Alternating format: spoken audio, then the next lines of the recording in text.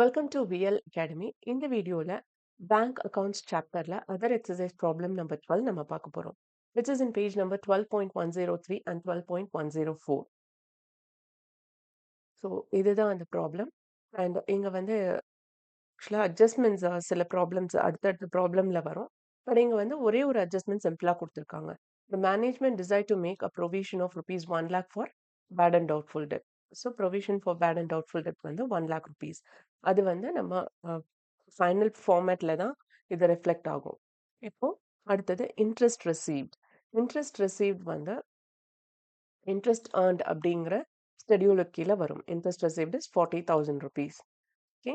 அடுத்தது interest paid on deposits. So fixed depositor நம்ம customer வந்து ஒரு லம்சம் அமௌண்ட் நம்ம பேங்க்ல ஃபிக்ஸட் டெபாசிட்டா போட்டு வைக்கிறாங்க அப்படின்னா அதுக்கு எவ்ரி மந்த் அவங்களுக்கு இன்ட்ரெஸ்ட் போய் சேரும்.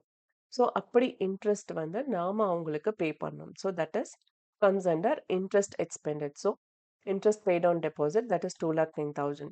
இங்க வந்து இந்த 3 ஜீரோவையும் சேர்த்து தான் ஆன்சர்ல வேல்யூ போட்டுக்கும். ஏன்னா புக் ஆன்சர் வந்து இந்த 3 ஜீரோஸும் ஆட் பண்ணி தான் காமிச்சிருக்காங்க அதனால. Okay.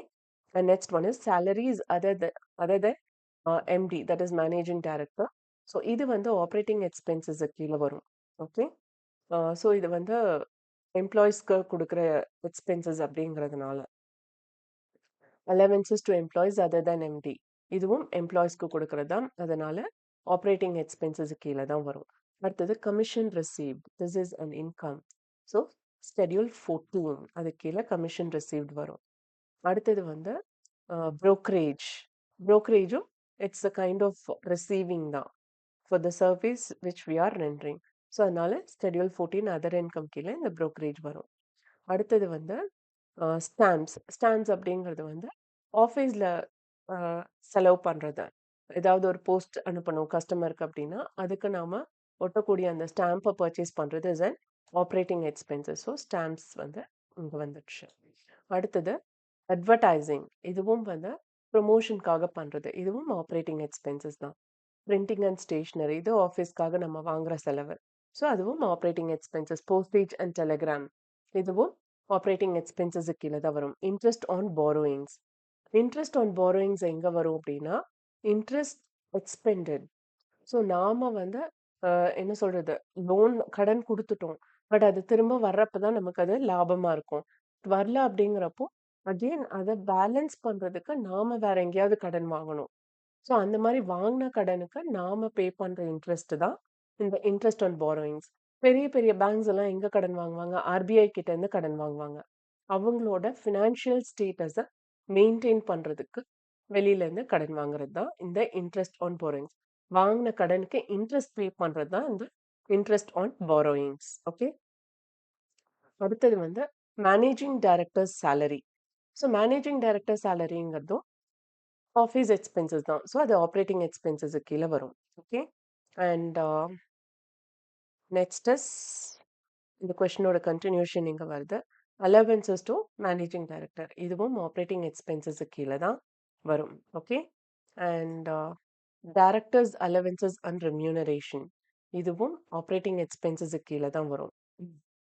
That I have continued in the next slide. Directors allowances and remuneration.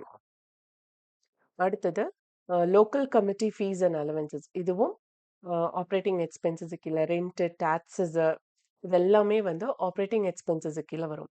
அடுத்தது டிஸ்கவுண்ட் எக்ஸ்சேஞ்ச் அண்ட் ரெண்ட் இது வந்து கிரெடிட்ல கொடுத்துருக்காங்க. ஓகே.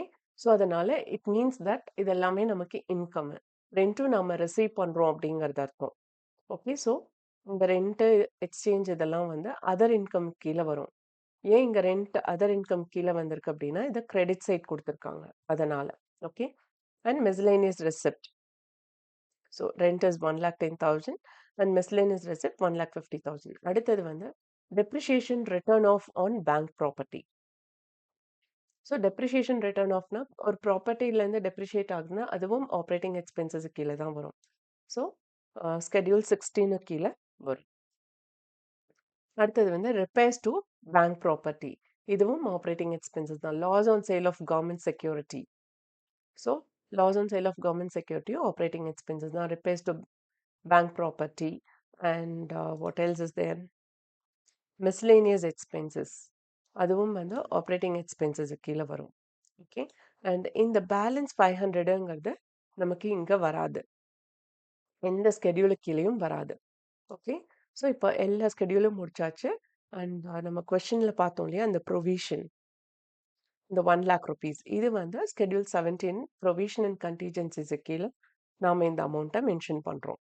ஓகே, ஸோ அடுத்தது நம்ம ஃபார்மேட்குள்ளே அப்ளை பண்ண போகிறோம். ஸோ இங்கே இன்கம் இன்ட்ரெஸ்ட் அண்ட் ஸ்கெடியூல் 13 பார்த்தீங்க அப்படின்னா 2,50,000 rupees. ஸோ அது இங்கே போட்டிருக்கோம். அடுத்தது அதர் இன்கம் வந்து 8,90,000 rupees. ஸோ அதுவும் இங்கே போட்டு டோட்டல் பண்ணுறப்ப வில் கெட் 11,40,000 rupees. அடுத்தது எக்ஸ்பெண்டிச்சர் இன்ட்ரெஸ்ட் எக்ஸ்பெண்டட் வந்து 4,60,000. ஓகே, அடுத்தது ஆப்ரேட்டிங் எக்ஸ்பென்சஸோட டோட்டல் 5,40,000. அடுத்தது ப்ரொவிஷன் அண்ட் கண்டிஜென்சிஸ் வந்து இந்த ஸ்கெடியூல் 17ங்கிறத நீங்கள் மென்ஷன் பண்ணலாம், இல்லை பண்ணாமலும் இருக்கலாம். It depends upon your professors instruction.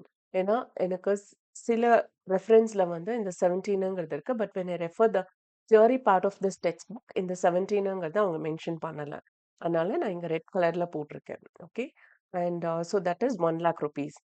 Okay, so இப்போ இதெல்லாம் டோட்டல் எக்ஸ்பென்சஸ் நம்ம டோட்டல் பண்ணப்போ வில் கெட் 11 lakh.